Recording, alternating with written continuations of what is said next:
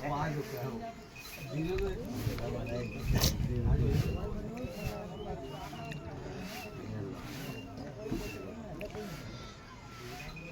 देश की राजधानी दिल्ली से बीके हिंदुस्तानी यूट्यूबर की टीम भोपाल पहुंची, मध्य प्रदेश की राजधानी। वहां से पूरी की टीम पूरी मां नर्मदा के दक्षिण तट बाबरी घाट पहुंची, जहां पर आज भव्य भंडारों का आयोजन गांव के किसानों द्वारा किया गया है और उम्मीद की जाती है कि इस भंडारे के आयोजन के बाद में गांव में खुशहाली आएगी और नए निर्माणों की शुरुआत होगी और जो निर्माण इस समय हो रहे हैं वे पूर्ण होंगे, ऐसी अभिलाषा सभी लोगों की है। कुछ ऐसे लोग भी हैं जो चाहते हैं कैमरे में आने के लिए, पर जब उनसे पूछा जाता है कुछ बोलने के लिए देश के बारे में तो वो कुछ नहीं बोल पाते हैं। ये एक बहुत बड़ा शर्म का विषय है।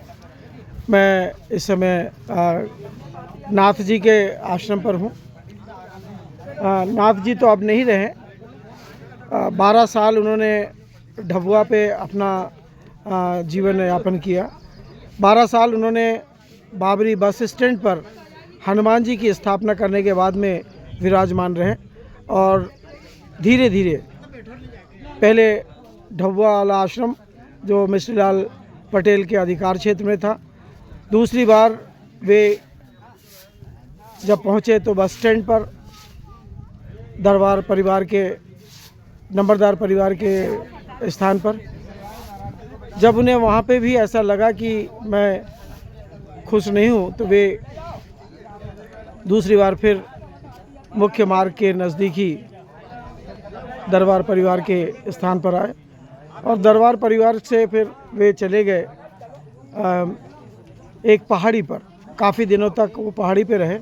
वहाँ से उनको विशेष लोगों ने बुला कर लेके आए और उन्होंने फिर मालगुजार जी के इस भव्य स्थान पर अपनी कुटिया बनाई और यहीं पर उन्होंने अपना शरीर छोड़ा। शरीर छोड़ने के बाद में भक्तों ने उनकी इसी स्थान पर भव्य समाधि बनाई। पहले यह समाधि पिछले हमने इसमें आपको कच्ची समाधि दिखाई थी।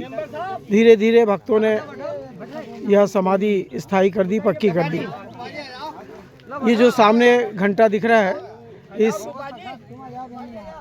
क्यों पटेल, इस घंटे का वजन कितना है? 1 कुंटल काय का 1 कुंटल 1 कुंटल 5 किलो में नहीं लाया। 1 कुंटल 5 किलो।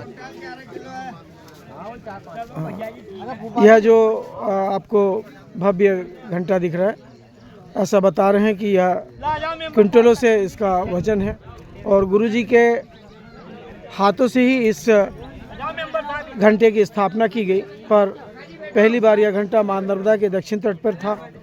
किन्हीं कारणों से यह घंटा फिर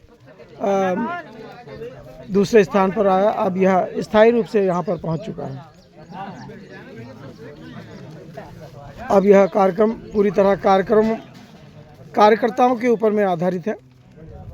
जिन कार्यकर्ताओं ने 2 दिन से जो प्रयास किए थे, उन सभी कार्यकर्ताओं का अब भोजन प्रसादी का कार्यक्रम चल रहा है।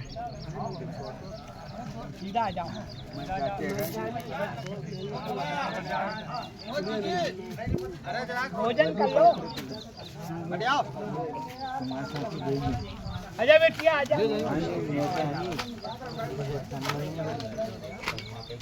पटेल एक पत्थर लगवा लो मेरी, एक पत्थर लगा दो, यहाँ लगा दो, मालगुजार साहब पास में लगा दो, यहाँ लगा दो मालगुजार साहब। लो यार साला, कुर्सी और पत्तल की तो लड़ाई है।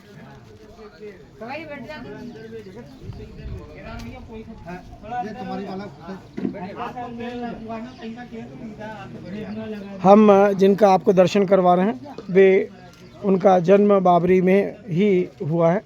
मिश्रीलाल जी के यह पुत्र हैं, पर बचपन से ही अपने गुरु के साथ में आपने मां नर्मदा की परिक्रमा करने जा चुके और काफ़ी दिनों तक परिवार के लोगों को यह पता ही नहीं लगा कि महाराज जी कहाँ गए हैं। पर एक बार ऐसी खबर आई कि महाराज जी इस समय उनके गुरु स्थान पर है परिवार के सभी लोग उनके दर्शन करने के लिए वहाँ पहुँचे। और मैं स्वयं भी जब बालक दास जी की सेवा में 7 वर्षों तक रहा, उस समय महाराज जी के दर्शन निमेड़ा नदी के किनारे होते रहे और इनके हाथ के हमने बाटे खाए हैं। वो बाटे उसके बाद से हमें मिले नहीं हैं। उम्मीद करते हैं कि अब वो बाटे हमको बाबरी में मिलेंगे। एक बाटा 4 दिन तक खा सकते हैं, ऐसा बाटा गुरुजी बनाते हैं। ऐसा शायद यहाँ बनाया कि नहीं बनाया ये तो हमको नहीं मालूम, पर उम्मीद करते हैं कि गांव के ये सभी भक्तों को भी उस राजस्थान के बाटे के दर्शन तो नहीं पर प्रसादी के रूप में प्राप्त होंगे, ऐसी हम उम्मीद करते हैं महाराज जी से। महाराज जी, वो बाटा बन सकता है क्या यहाँ पर है? क्यों नहीं बनेगा? घी की कौन सी कमी बोलिए, उसमें घी ज़्यादा लगता है। अच्छा, धुने में तो धुना बनाओ यहाँ पर एक, तो उस पर एक आध बार बाटा खिलाओ बाबरी के लोगों को। महाराज जी इसी प्रकार हंसमुख रहते हैं। हंसमुख के साथ में एक बहुत बड़ी महाराज जी में क्वालिटी है कि वो कहीं जाते ही नहीं है।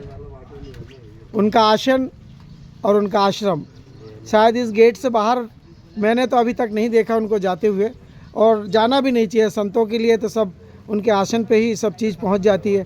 ऐसी भक्तों की कृपा रहती है उनके ऊपर में। इन्हीं उम्मीदों के साथ में लक्ष्मण भैया भी यहाँ बैठे हैं और भाटी जी भी यहाँ पर आए हैं, और भाटी जी की भी कृपा इस आश्रम में सदा रही है। और उम्मीद करते हैं कि भाटी जी और लक्ष्मण भैया सभी लोग इसी प्रकार प्रयास करते रहेंगे और ये आश्रमों का शुभारंभ आगे के निर्माण में होता रहेगा। इन्हीं उम्मीदों के साथ में, चूँकि मुझे भी भूख लग रही है, सभी लोगों की पत्तल लग गई। 3 बार मेरी पत्तलों पे लोगों ने कब्जा किया है। उम्मीद करता हूँ कि अब कोई भी मेरी पत्तल पे कब्जा नहीं करेंगे। जय हिंद, जय भारत।